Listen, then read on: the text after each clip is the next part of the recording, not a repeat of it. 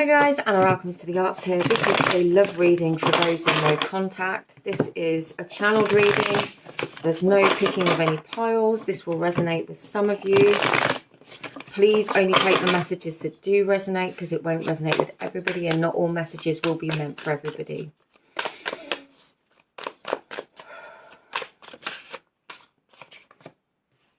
The Hermit.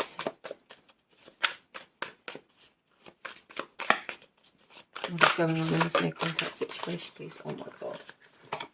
Card disaster. It's like definitely not knowing what to say. Yeah. This situation has really weighed heavily on you for some time. I feel like it weighs heavily on this other person too, but obviously if you're in no communication, you don't know that. There could have been deception, deceit, betrayal. There could have been conflict. There could have been somebody that chose to protect themselves rather than being open and communicating. And this could be the other person, and instead it's just made you feel like you were the only one. It's made you question everything about this connection, whether or not they truly ever cared. The Four of Swords, yes, it feels like you've just gone into yourself, perhaps. Gone into yourself to heal, just to be. And there's a message here. There is a message waiting to come through. Now, for those of you that have been stuck in the energy of things not working out, stuck in the energy of focusing on, I mean, this is a very specific situation I'm getting. It's not having all the answers and then questioning and wondering in your head, what went wrong? What happened? Did I say something? Was this person ever true? Did they ever, you know, those kinds of questioning, that anxious thought. You're being told that you need to take some time away from thinking about the situation and focus on yourself. Focus on what it is that you need at this time. Focus on what it is that you need to heal. Do not focus on the situation if possible, because when somebody behaves in this way, it's never about us, unless there's been a very clear argument. But it's quite a common practice in this day and age where, unfortunately, just as you can begin to get close to somebody, they just close the door and there isn't an explanation. And, you know, this kind of ghosting behavior, it can be incredibly hurtful. When we're in the receiving end of that situation, it can make us question ourselves. It can make us doubt ourselves. And you're literally being told here to come back to that place of trusting in yourself, knowing your worth and value, knowing what you bring to the table, and believing in yourself, quite literally, that you're worthy and you're deserving. This message, it does feel like there's a message coming through, and it feels like when you let's just see what's coming through. It's like, don't focus on this other person. This other person, you cannot chase this other person to respond to you. You cannot chase this other person for answers. You have to find a way of coming to peace with the situation within yourself first, and recognizing your worth and value. Those are your boundaries. That's the line that you draw for yourself. Nobody else can give you self-worth. That is something that you have. And this person may have really crossed some boundaries and may have made you feel quite worthless, but you're being called back to yourself. You're being told to literally come back to yourself. And whether or not you want this person to come back or not, coming back to yourself, reconnecting with yourself, reminding yourself that this person does not determine your worth or your value, is going to be massively healing. Sometimes people need to hear that, and it's a reminder that shakes us out of an energy tailspin that we've been in for some time. We can go into these emotional tailspins when stuff like this happens. And like I said, this is a really specific situation. If there was no contact because you were ghosted, I can literally see the weight. There was just this weight of this that's pushed you into hermit mode. So you might not have been going out. You might not have been ready to look at or date other people, but there is this Page of Pentacles, this person looking and waiting with a message and the Eight of Wands, which is swift action. So let's read more into it. The Emperor, the kind of flip-flop out, because he doesn't know exactly what he wants. The way the energies, and from my perspective, the energetics within a relationship, sorry, there's the miscommunication going. The energy dynamic within these relationships is something happens, we see ourselves as completely unlovable, unworthy, and that is often reflected back to us. If we're meeting somebody, we start worrying about whether we're not going to be hurt, whether or not they're going to behave in a certain way. Maybe if we've been cheated on in the past, we worry about being cheated on. Maybe if we worry that they've had other potential partners and they're going to like someone better than us, we worry about that. Maybe we worry about being lied to, or whether somebody's intentions are to use us or to hurt us. You know, those kinds of thoughts, if we're holding on to them, if we've got that kind of weight in our heart already, this kind of gets reflected back to us. And it's not saying that the situation is your fault in any which way, but this is literally a callback to your own personal healing, a callback to to remind yourself of your worth and your value, of the beauty that you are within and without, and that there is only one of you, and that is perfect for the right person.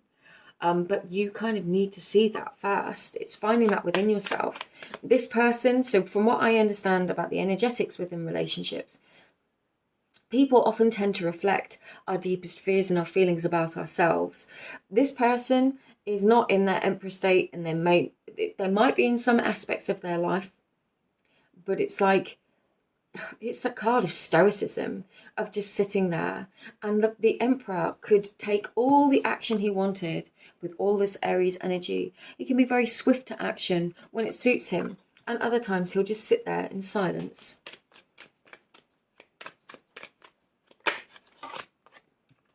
But Justice. The Four of Pentacles. Yes. Yes. Okay.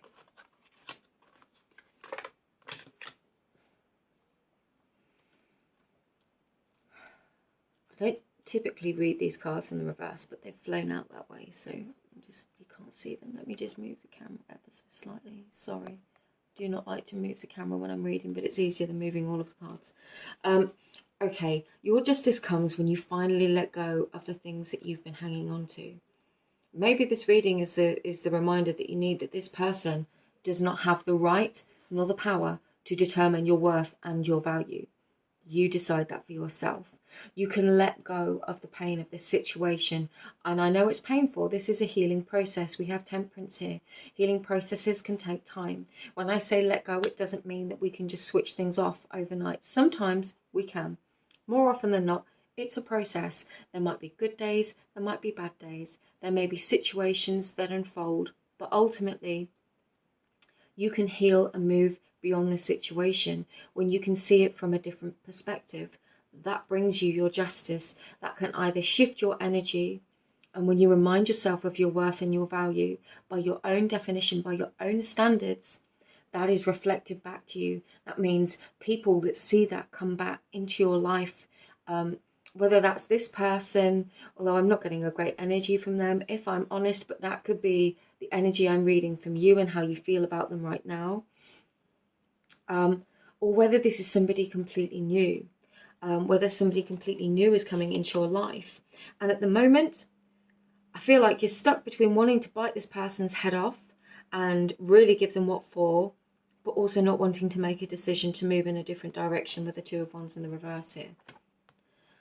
Magician on the bottom of the deck, you have the power and the skill to turn the situation around by focusing on your own energy, on focusing on your own power. When I say turn this situation around, I mean turn it around for you. Turn it around for what you may want. Now, for some of you, you might want this person to return. Others of you may not want this person ever to return again. That feeling may change day by day. But what I'm being told is that your justice comes when you remember who the F you are. You don't have to allow this person's behaviours, their own issues, their hang-ups, their baggage. That does not define you. That defines how they chose to treat you. And that, you know, sometimes that requires compassion because of something that other people have been through. But also, we have to remember that we are worthy too.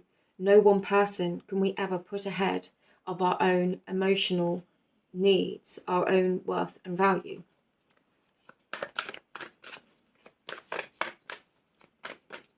What's the outcome here? What's the outcome here, please, for love?